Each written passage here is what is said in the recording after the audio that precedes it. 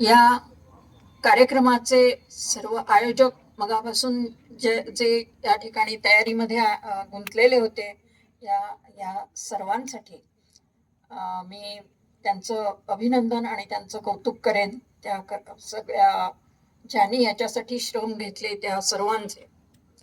आणि मित्रांनो, मला एक सांगू द्या की आम्ही जे साहित्यिक, हे साहित्यिक आम्ही काय करत असतो, साहित्य निर्माण करतो म्हणजे नक्की काय करतो, तर समाजामध्ये भोवताली आम्हाला जे काही चित्र दिसतं ते कसं आहे हे सांगत असता असता ते कसं असायला हवं हेही सांगतो. म्हणजेच समाजातील आदर्श विचारांची मांडणी करत असतो. ती वेगळ्या अर्थाने कलात्मक रीतीने करत असतो.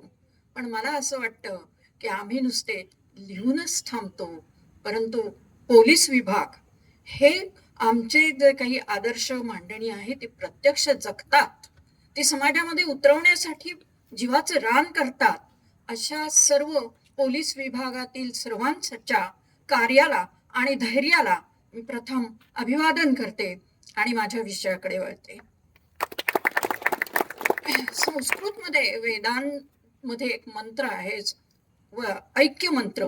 त्या मंत्राचा तो मंत्र आता मी सांगत नाही, मला वेळेचं बंधन असल्यामुळे मी आटोपत घेणार. पण त्याच मराठीमध्ये अर्थ हे भाषांतर करून सांगते की हे सर्व शक्तिमान परमेश्वरा, आज या ठिकाणी आम्हा सर्वांचं एकत्रित येणं आम्हा सर्वांनाच आनंदित करणार हो.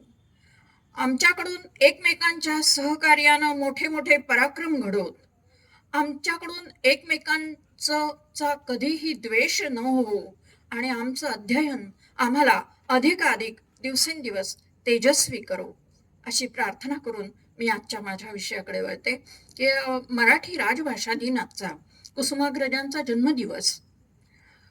हीच मराठी जिच्या मुखाने वदली ज्ञानेश्वरी, शिवबाने तलवार घासली याच मराठीवरी, हिच्या स्वागतासाठी झडले तोफांचे चौघडे, उठ उठ सह्याद्रे घुमवित बोल मराठी खडे, अशी ही आपली मराठी भाषा.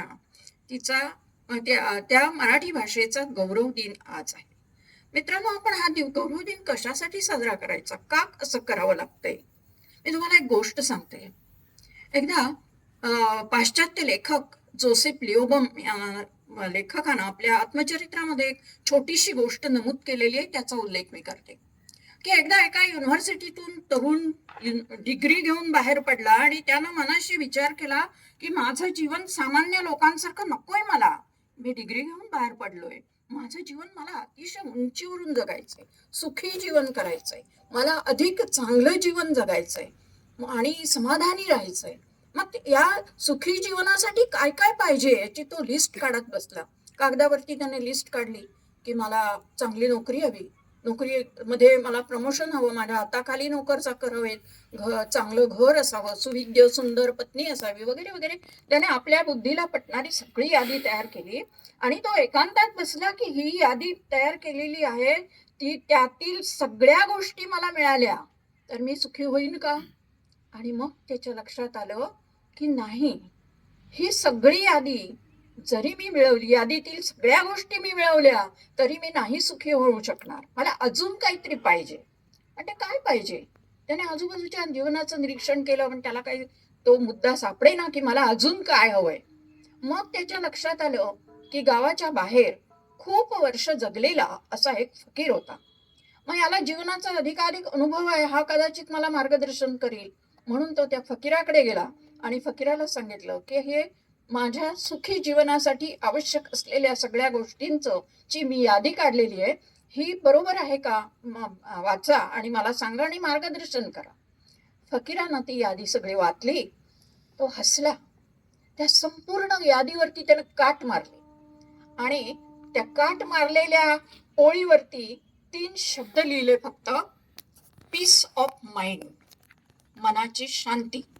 आणि पुढे असं सांगितलं की तू जी ही यादी काढलेली आहेस त्यातलं एकही गोष्ट तू मिळवली नाहीस, पण मी सांगितलेली एक गोष्ट मात्र मिळवलीस तरी तू सुखी होशील. आणि मी मिळवलेली एक गोष्ट न मिळवता तू यादी जी काढली आहेस मोठी मोठी त्यातल्या सगळ्या गोष्टी मिळवल्यास तरी तू सुखी होणार नाहीस. तर मित्रांनो, आजची परिस्थिती आपण बघितली तर बघा ना, काय नाहीये आज सामान्य माणसाच्या घरामध्ये सुद्धा, की ज्या पूर्वीच्या काळी ज्या राजे महाराजे सम्राटांना सुद्धा मिळाला नव्हता असं अशी साधनं विकसित झालेली तंत्रयुगाच्या सहाय्याने विज्ञानाने आज आपल्या पायाशी आणलेली आहेत. सुखसाधनांची गर्दी झालेली आहे, पण ह्या गर्दीत आपल्यातला माणसातला माणूस कुठेतरी हरवतोय. ह्याची अनेक कारणं आहेत, पण त्यापैकी मी एकाच कारणावरती फक्त आज बोलू शकते, आणि ते म्हणजे आपण आपल्या मुळांपासून दूर जातो. मुळांपासून दूर जातो म्हणजे काय, की एखादं रोपटं बघा, वाढायचं असेल तर त्याला आपण अगदी खूप प्रेम केलं, त्याला पाणी हाताने त्याची धूळ झाडली, त्याला स्वच्छ केलं वगैरे वगैरे, त्याची वर सगळं कौतुक केलं, तर ते नाही रोप वाढणार चांगलं.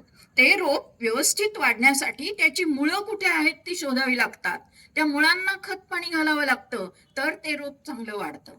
तसंच मित्रांनो, आपल्या जीवनाचं पण आहे. आपली मुळं कुठे आहेत ती आपण शोधली पाहिजेत, आणि ती मुळं त्या मुळांना खत पाणी घालून आपल्या व्यक्तिमत्वाचं विकसित रूप तयार केलं पाहिजे, तर आपण समाधानी होणार आहोत. मग आपली मुळं कशामध्ये आहेत?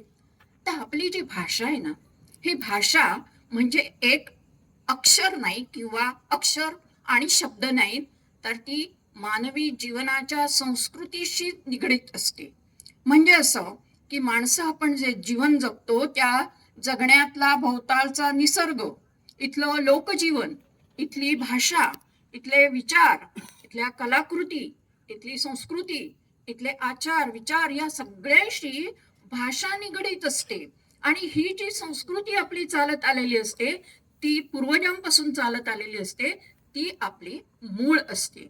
पण झालं काय, इंग्रजांनी आपल्या देशावरती राज्य केलं, इंग्रज आले, इंग्रजांनी आपली भाषा आणली, ती भाषा आपल्या देशावरती लादली, आणि आपण सुद्धा त्याच्या मागे गेलो. आज इंग्रजी शाळांचं, इंग्लिश माध्यमाच्या शाळांचा आलेला रेटा, आपल्या मराठी शाळा आज बंद पडतील की काय अशी भीती वाटावी, म्हणजे भीती निर्माण झालेली आहे.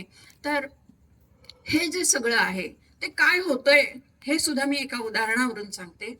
बघा, एक सुंदर अशी बाग आहे. या बागेमध्ये असंख्य रोपं रुजून आलेली आहेत, झाडं आहेत, फुलझाडं आहेत, आणि त्यामध्ये एक चमेलीचं झाड आहे, वेल आहे. चमेलीच्या झाडाला वाटलं की अरे किती नाजूक छोटस फुल आहे माझं, नको हे मला, मला त्या गुलाबाच्या फुलासारखं व्हायला पाहिजे, माझ्या झाडाला ते गुलाबाचं फुल आलं पाहिजे. चमेलीचं झाड काय करायला लागलं की ते आपलं जे काही गुणधर्म आहेत ना, ते गुणधर्म टाकायला लागलं. नको ते मला, मला गुलाब पाहिजे. पण असं कधी होईल का हो? चमेलीला कधी गुलाबाचं फुल येईल का? नाही, शक्यच होणार नाही. मग ती ना धड चमेली ना धड गुलाब, ते काहीतरी विकृतच झालं.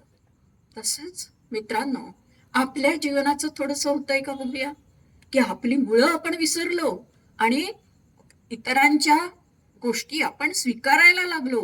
मग धड ना आपलं मूळ, ना दुसऱ्याकडून घेतलेले विचार, आणि असं आपली वाढ ही विकृत व्हायला लागली. आणि म्हणून आपली मुळं आपण शोधली पाहिजेत आणि ती विकसित केली पाहिजेत. मग आपल्या मराठी भाषेचं मूळ काय? आता मराठी भाषेच्या इतिहासावरती आणि मराठी भाषेच्या एकूण मुळावरती बोलायला गेलं तर मी कितीही वेळ बोलू शकते, परंतु मी तेवढं सांगत नाही, फक्त मुद्दे सांगते.